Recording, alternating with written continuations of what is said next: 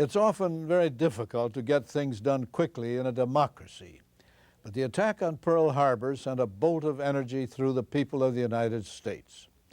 At first there was shock and disbelief, then bewilderment and fear, but once the battle was joined and the enemy sized up, there came a fierce and universal determination to win, no matter what the cost. Within a few short months, America was mobilized and transformed. With confidence in our armed forces, with the unbounding determination of our people, we will gain the inevitable triumph, so help us God.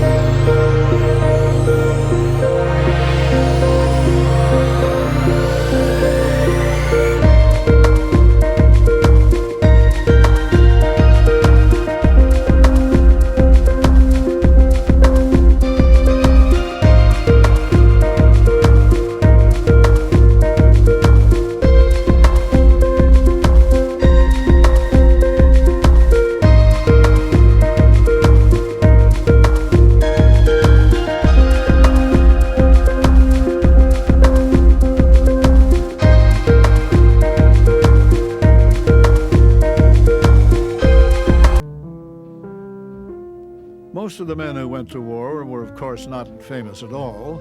The troop trains carried them all away, some never to return, sons and husbands, fathers, sweethearts, friends.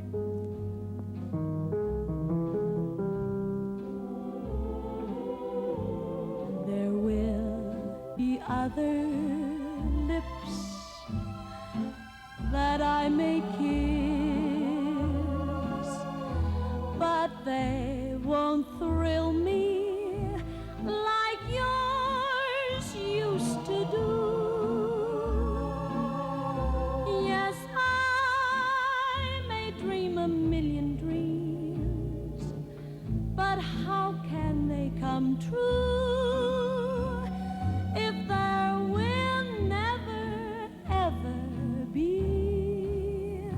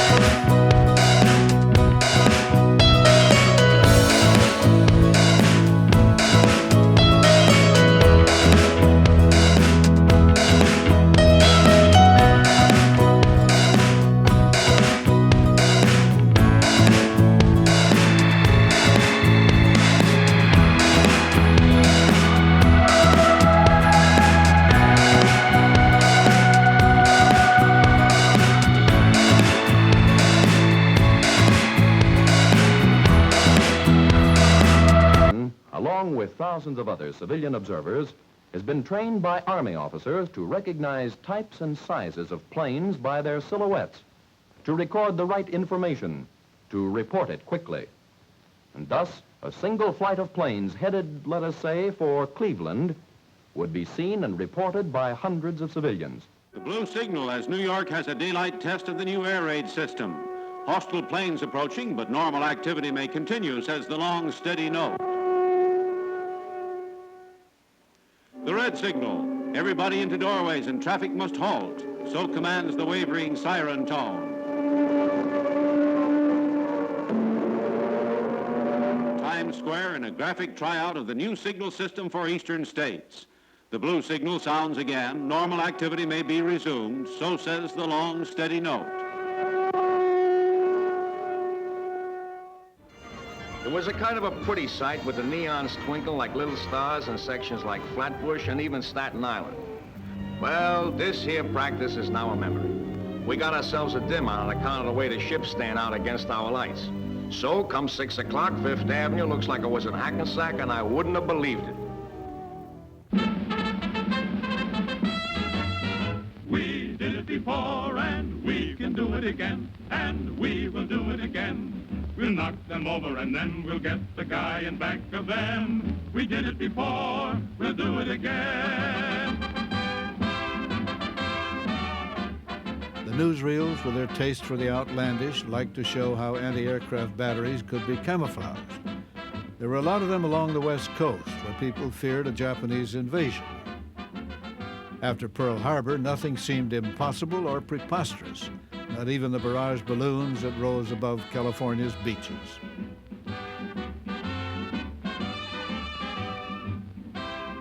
In Washington, armed soldiers moved in to guard the government buildings and ring the nation's capital with anti-aircraft batteries. That seemed prudent and appropriate. We did it before, and we can do it again, and we will do it again. We'll knock them over, and then we'll get the guy in back of them. We did it before, we'll do it again. I think that perhaps some of you wish that you might have duty that is at least a little more exciting. I wish that I had duty a little nearer the front. And yet somebody has to do this kind of work. Connecticut was ready for anything. Women of Bridgeport get Thompson submachine gun training. They eagerly respond to Police Chief Wheeler's call. Bridgeport Mayor Jasper McLeavy believes the rest of the nation ought to offer similar training to its womenfolk.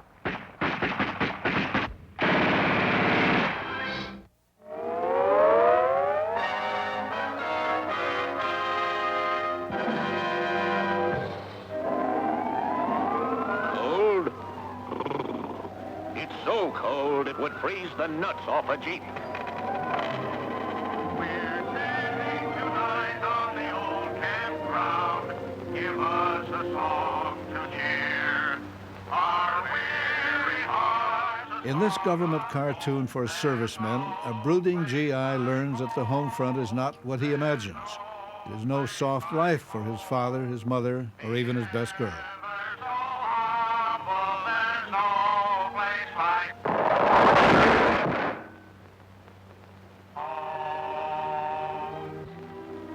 loafing, playing. Well, I freeze up here. I wish I could see him. I'd tell him a thing or two. Technical ferry, first class, at your service. Okay, Snafu. Maybe you got something there. Brass monkeys, but it's cold. Now let's take a look at the lazy-wazy home folks. Suppose we look at your old man first.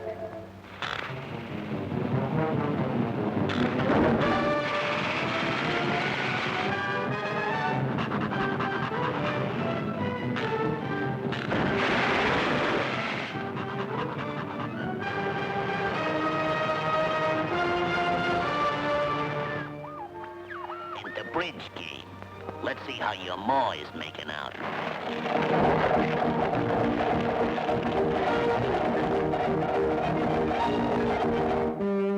Hi-yo, Silver! Manure! Coming, Mother!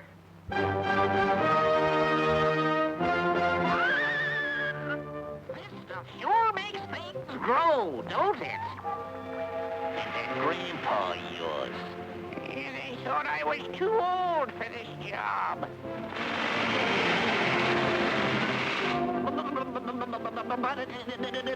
Don't bother me a bit.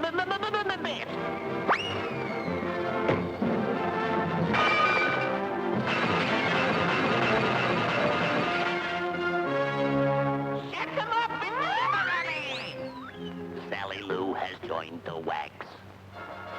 We're working like hell in the old hometown. They're working in the old hometown. Working in the old home. Town.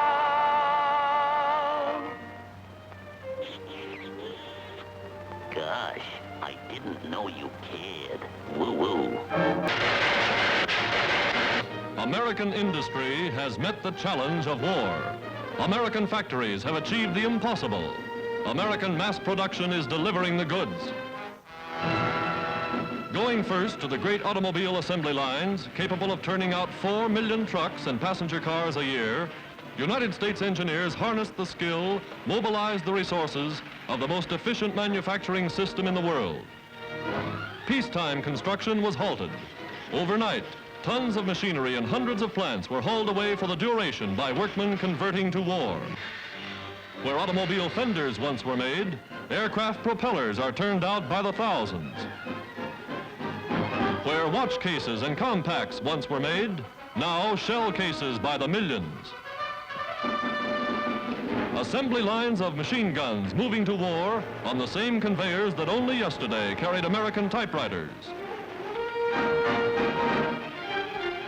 Ladies' lipsticks surrender to war needs that small arms ammunition may be sped to the front. Only coordinated mass production can turn out anti-aircraft guns at the present staggering rate.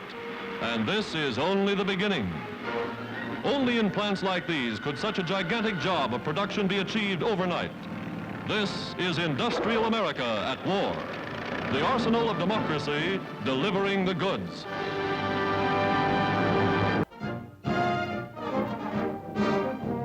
At one of the famous Henry Kaiser shipyards, the Brockmiller family have established an amazing record in the annals of shipbuilding. Headed by the father, every one of the family's 15 adults, including the girls, is helping build America's Liberty ships. On payday, each member of the family invests part of his wages in government war bonds. Father Brockmiller brought his big family of children and grandchildren here to work nearly a year ago, and they've certainly made good on the job. Mother's role is in the kitchen. Cooking and serving food for 29 hungry Brockmillers is a job in itself.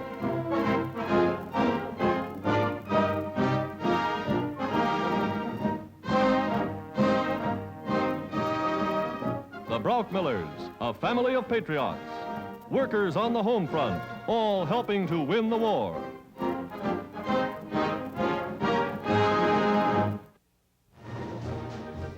Henry Kaiser figured out how to build ships the way other people built prefabricated houses. Putting ships together fast made Kaiser a national celebrity and industrial star. President Roosevelt went out of his way to cultivate big businessmen like Kaiser. They knew how to get the job done.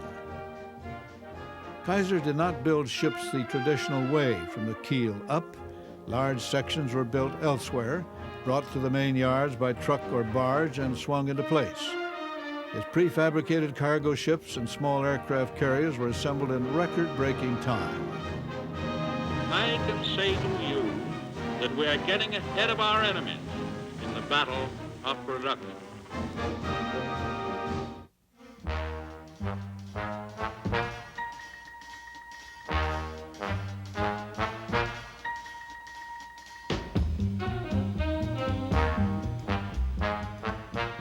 Before the war, it took about a year to build a cargo ship. Kaiser, with his prefab techniques, cut that down to 56 days. At once, to boost morale, his workers built a Liberty ship in just 2 weeks.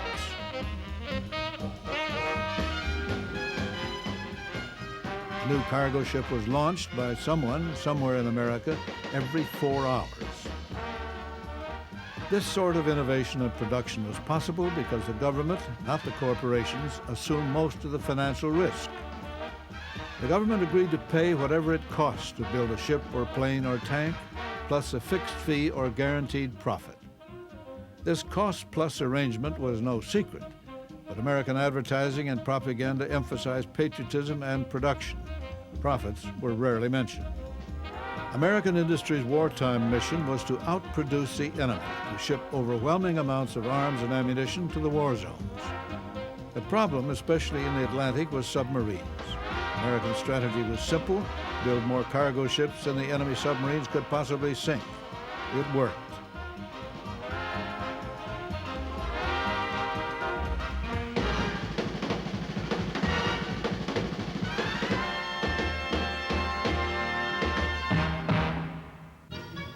No American city expanded and changed more than Washington. 1 million people worked for the government at the start of the war and almost 4 million at the end. But something more profound was happening, something beyond the expansion of the federal bureaucracy. President Roosevelt had recruited big business executives to manage the war effort and speed up war production. The military brass knew what was needed to win the war. The big industrialists knew how to supply it. The War Department and the Navy Department began dealing directly and decisively with the nation's major corporations.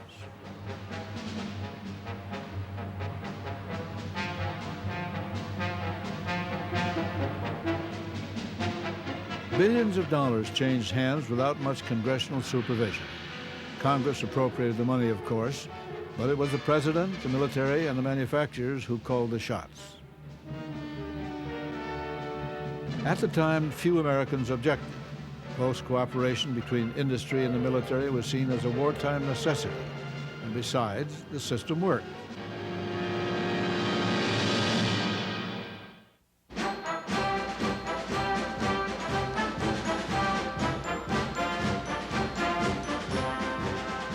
In 1943, the newsreels covered what they called the world's biggest parade up Fifth Avenue in New York City.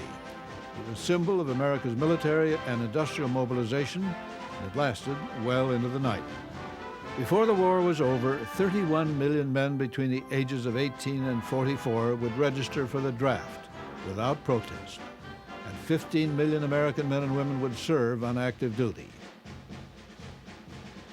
It was truly astounding what Americans produced during World War II. 400,000 artillery pieces, 4 million tons of artillery shells, 100,000 tanks, 15 million rifles and machine guns, and 40 billion bullets, 87,000 warships, 300,000 airplanes, and more than 2 million trucks. A tremendous national achievement.